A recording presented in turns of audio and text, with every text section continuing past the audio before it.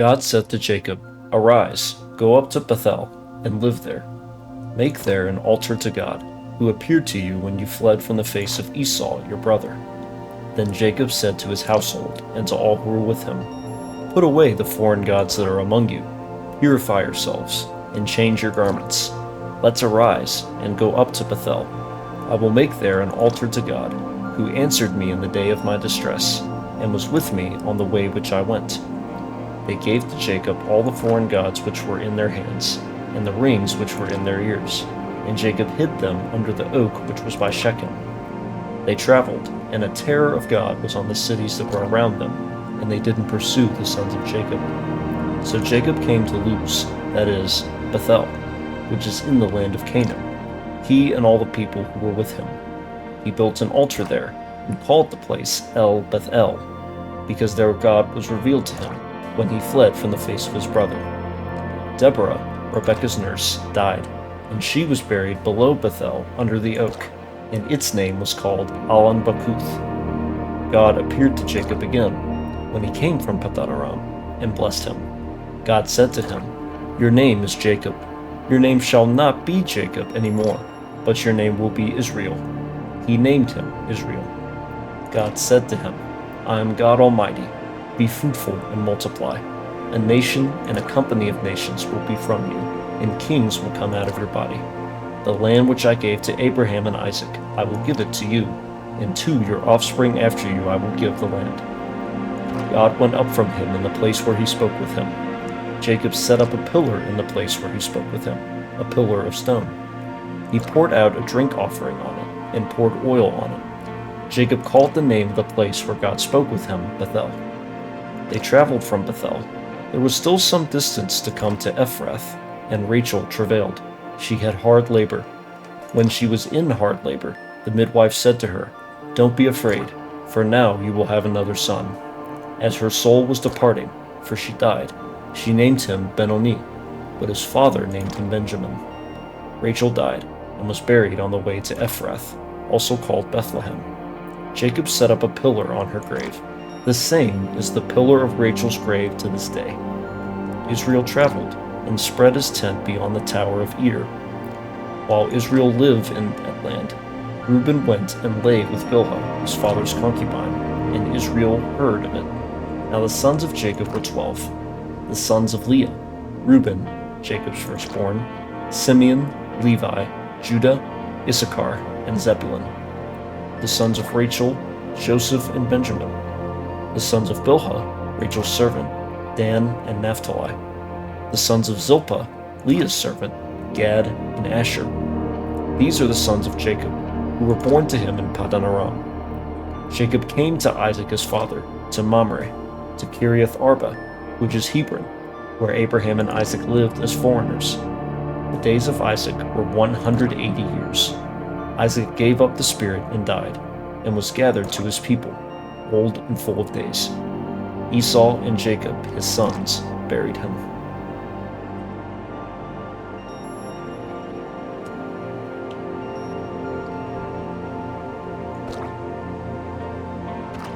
Now this is the history of the generations of Esau, that is, Edom.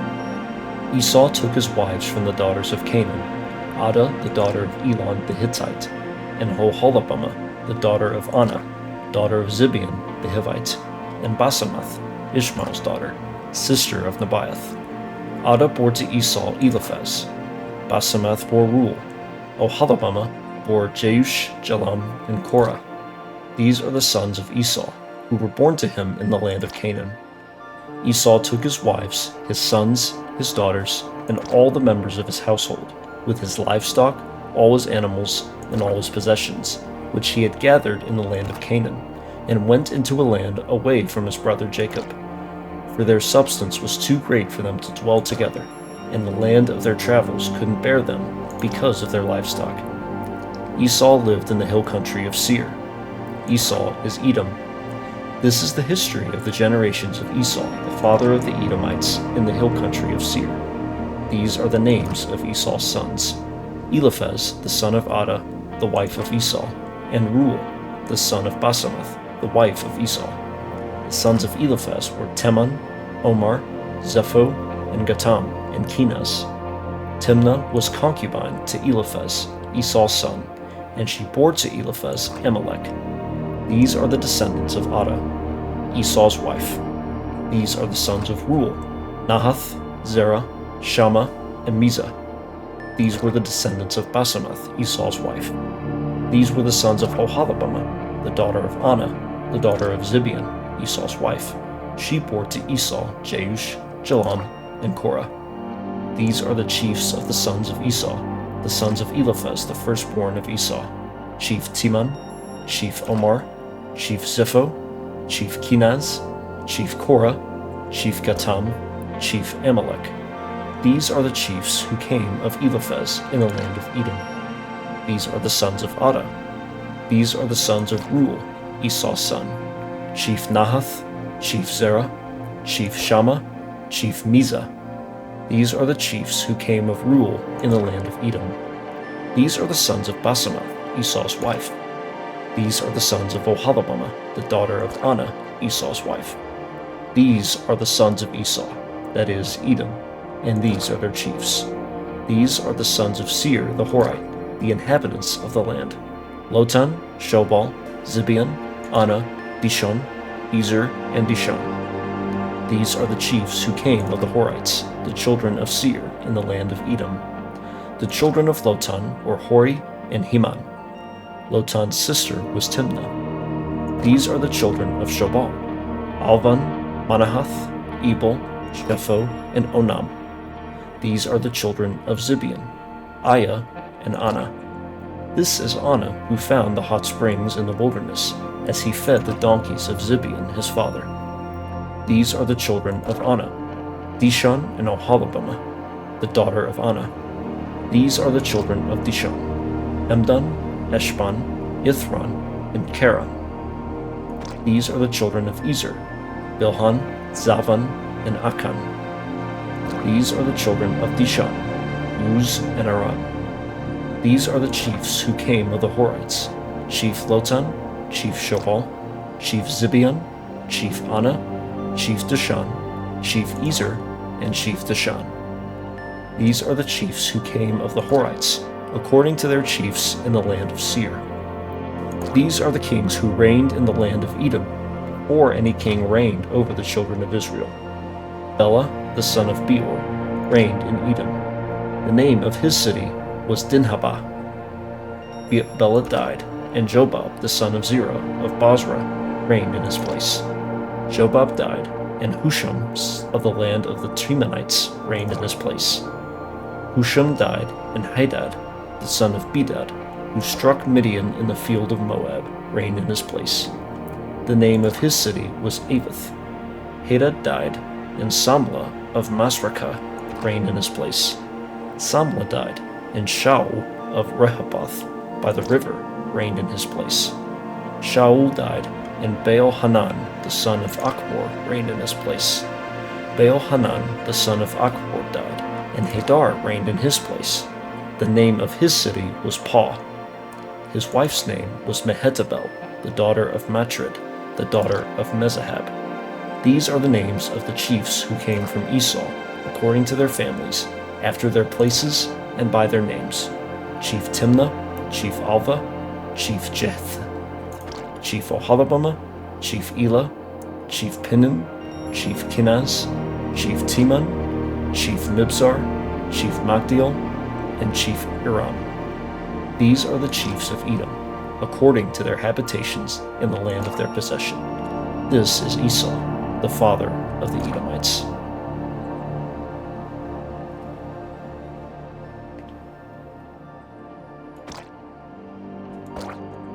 Jacob lived in the land of his father's travels, in the land of Canaan. This is the history of the generations of Jacob. Joseph, being 17 years old, was feeding the flock with his brothers. He was a boy with the sons of Bilhah and Zilpah, his father's wives. Joseph brought an evil report of them to their father. Now Israel loved Joseph more than all his children, because he was the son of his old age, and he made him a tunic of many colors.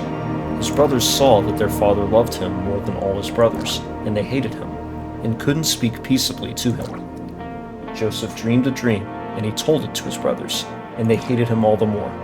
He said to them, "Please hear this dream which I have dreamed. For behold, we were binding sheaves in the field, and behold, my sheaf arose and also stood upright, and behold, your sheaves came around and bowed down to my sheaf." His brothers asked him, "Will you indeed reign over us? Will you indeed have dominion over us?" They hated him all the more for his dreams and for his words. He dreamed yet another dream, and told it to his brothers, and said, "Behold, I have dreamed yet another dream, and behold, the sun and the moon and 11 stars bowed down to me." He told it to his father and to his brothers. His father rebuked him and said to him, "What is this dream that you have dreamed? Will I and your mother and your brothers indeed come to bow ourselves down to the earth before you?" His brothers envied him, but his father kept this saying in mind. His brothers went to feed their father's flock in Shechem. Israel said to Joseph, "Aren't your brothers feeding the flock in Shechem? Come, and I will send you to them." He said to him, "Here I am." He said to him, "Go now, see whether it is well with your brothers, and well with the flock, and bring me word again." So he sent him out of the valley of Hebron, and he came to Shechem. A certain man found him, and behold, he was wandering in the field. The man asked him, "What are you looking for?" He said, "I am looking for my brothers. Tell me, please, where they are feeding the flock." The man said, "They have left here, for I heard them say, 'Let's go to Dothan.'" Joseph went after his brothers, and found them in Dothan. They saw him afar off, and before he came near to them, they conspired against him to kill him. They said to one another, "Behold, this dreamer comes. Come now, therefore, and let's kill him, and cast him into one of the pits, and we will say, 'An evil animal has devoured him.' We will see what becomes of his dreams." Reuben heard it, and delivered him out of their hand, and said, "Let's not take his life." Reuben said to them, "Shed no blood. Throw him into this pit that is in the wilderness, but lay no hand on him, that he might deliver him out of their hand, to restore him to his father." When Joseph came to his brothers, they stripped Joseph of his tunic, the tunic of many colors that was on him, and they took him and threw him into the pit. The pit was empty, there was no water in it. They sat down to eat bread, and they lifted up their eyes and looked, and saw a caravan of Ishmaelites was coming from Gilead, with their camels bearing spices and balm and myrrh, going to carry it down to Egypt. Judah said to his brothers, "What profit is it if we kill our brother and conceal his blood? Come, and let's sell him to the Ishmaelites, and not let our hand be on him, for he is our brother, our flesh." His brothers listened to him. Midianites who were merchants passed by, and they drew and lifted up Joseph out of the pit, and sold Joseph to the Ishmaelites for 20 pieces of silver. The merchants brought Joseph into Egypt. Reuben returned to the pit, and saw that Joseph wasn't in the pit, and he tore his clothes. He returned to his brothers and said, "The child is no more, and I, where will I go?" They took Joseph's tunic and killed a male goat, and dipped the tunic in the blood. They took the tunic of many colors, and they brought it to their father, and said, "We have found this. Examine it now, and see if it is your son's tunic or not."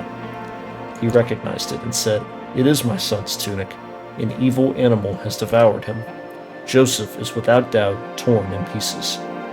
Jacob tore his clothes and put sackcloth on his waist, and mourned for his son many days. All his sons and all his daughters rose up to comfort him, but he refused to be comforted. He said, "For I will go down to Sheol to my son, mourning." His father wept for him. The Midianites sold him into Egypt to Potiphar, an officer of Pharaoh's, the captain of the guard.